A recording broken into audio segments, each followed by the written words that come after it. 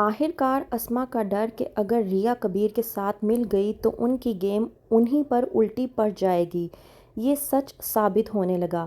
ریا جو کہ کبیر سے نفرت کرنے لگی تھی، وہی ریا آج ایک بار پھر سے کبیر کی محبت میں پگھلنے لگی ہے۔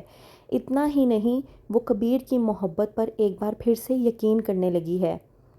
ڈرامے کی نیکسٹ ایپیسوڈ میں آپ لوگ دیکھیں گے کہ آخرکار کبیر نے جو چاہا وہ کر دکھایا۔ کبیر جو چاہتا تھا کہ وہ ریا کو اپنے ساتھ لے جائے تاکہ وہ ریا کے ساتھ وقت گزار سکے اور اسے اس بات کا احساس دلا سکے کہ وہ اپنی بہن اور بھائی کی باتوں میں آ کر جو کچھ بھی کر رہی تھی وہ غلط تھا۔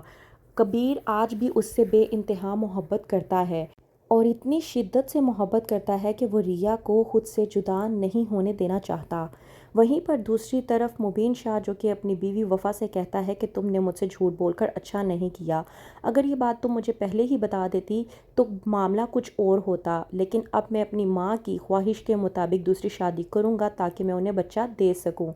وفا جو کہ مبین شاہ پر بھڑکتی ہے اور کہتی ہے کہ یہ خواہش نہیں ہے، یہ تمہاری خواہش ہے۔ اس بات پر وفا کو کہتا ہے مبین شاہ کہ یہ میری مجبوری ہے اور مجبور مجھے کسی اور نے نہیں بلکہ تم نے کیا ہے، اگر یہ سچائی تم نے پہلے ہی کھول دی ہوتی تو یہ معاملہ کچھ اور ہوتا۔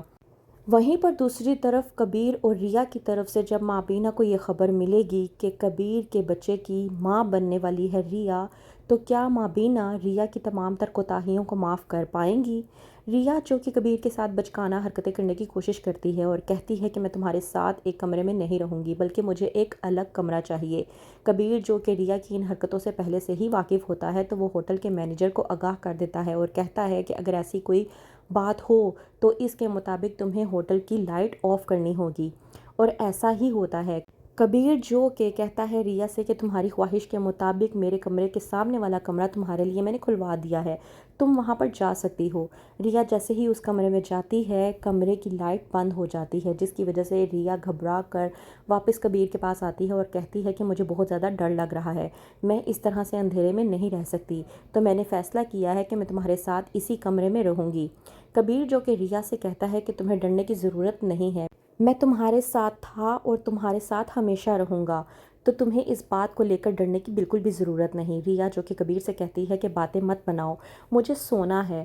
وہیں پر کبیر ریا کو اس بات کا احساس دلانے کی کوشش کرتا ہے کہ وہ اس سے بے انتہا محبت کرتا ہے۔ کبیر جو کہ ریا سے کہتا ہے کہ میں تم سے بے انتہا محبت کرتا ہوں اور تمہارے نام پر کبھی آنچ نہیں آنے دوں گا، تمہاری کبھی بے عزتی نہیں ہونے دوں گا، اور اگر تمہاری بدنامی بھی تمہارے قریب آئی تو دیوار بن کر تمہارے اور تمہاری بدنامی کے درمیان میں کھڑا ہو جاؤں گا۔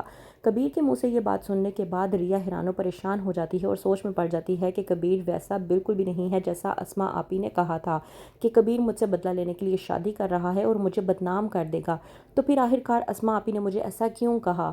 اسما آپی نے پہلے تو میری شادی کروائی کبیر کے ساتھ اور بعد میں مجھے اس طرح سے پریشرائز کیا کہ میں کبیر کو بدنام کر سکوں۔